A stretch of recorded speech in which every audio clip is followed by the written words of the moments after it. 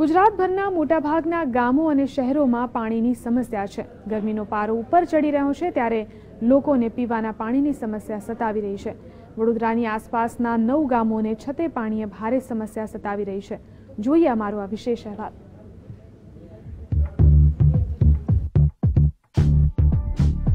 ઘેર પાણી આવે છે પણ એ ગંદુ પાણી આવે છે, લાલ ને પીળું। ગામોમાં ભૂગર્ભ જળ દૂષિત થવા પાછળ આ વિસ્તારમાં આવેલી મોટી મોટી કેમિકલની ફેક્ટરીઓ જવાબદાર છે। આ કંપનીઓમાંથી દૂષિત પાણી ખુલ્લામાં છોડી દેવાય છે અને તેના જ કારણે આ વિસ્તારમાં ભૂગર્ભમાં રહેલું પાણી દૂષિત થયું છે।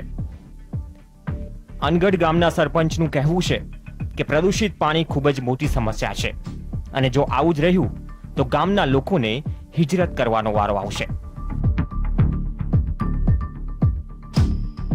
અમારા પંચાયતના વારીગૃહના બોરની અંદર સતત કેટલાય સમયથી આવું લાલ પાણી અહીંયા નીકળે છે અને આ બાબતે અમે વારંવાર રજૂઆત કરવા છતાં તંત્રના આ ખાડા કાન કરી અને કોઈ આ પ્રશ્નના ગંભીર પ્રશ્નને હલ કરવા માટે આગળની કોઈ કાર્યવાહી કરતું નથી।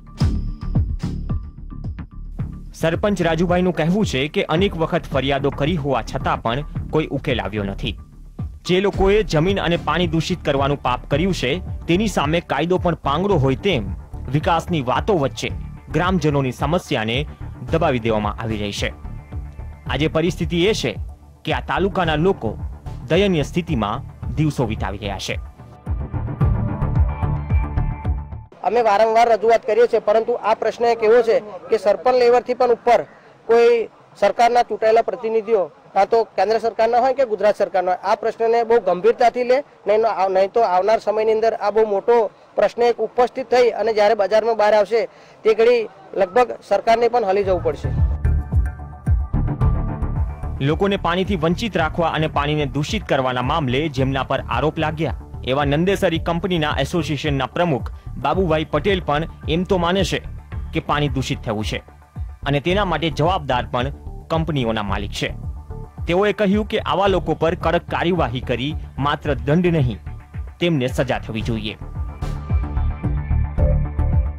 એટલે 100 ફૂટે કૂવા કરીને પાણીની વ્યવસ્થા બધા કરે એમાં અમે મદદ કરવા તૈયાર છે પણ કોક એમ કે અમારે મોટા પાણીની રિક્વાયરમેન્ટ છે તો એ અત્યારે થઈ શકશે નહીં કારણ કે અત્યારના ફ્રેન્ચ વેલ બી છે અહીંયા એ બધો પાણીનો બી બગાડ થયો છે। જે કૂવા લાલ બની ગયા છે એ તો 11 વર્ષ પહેલાંનો રિપોર્ટ છે કે આ કેમિકલ પાણી ગયું છે તો આ યોજના આ લોકોને બનાવીને પીવાના નવા ધોવાના પાણીની અને ખાવા બનાવવાના પાણીની વ્યવસ્થા કરી આપો।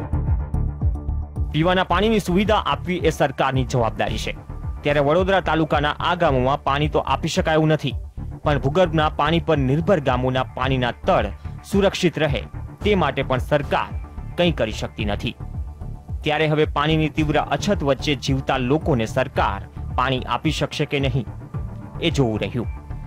કેમેરા પર્સન શ્યામ સોનુ સાથે રૂપેશ ચોકસી, GSTV, વડોદરા।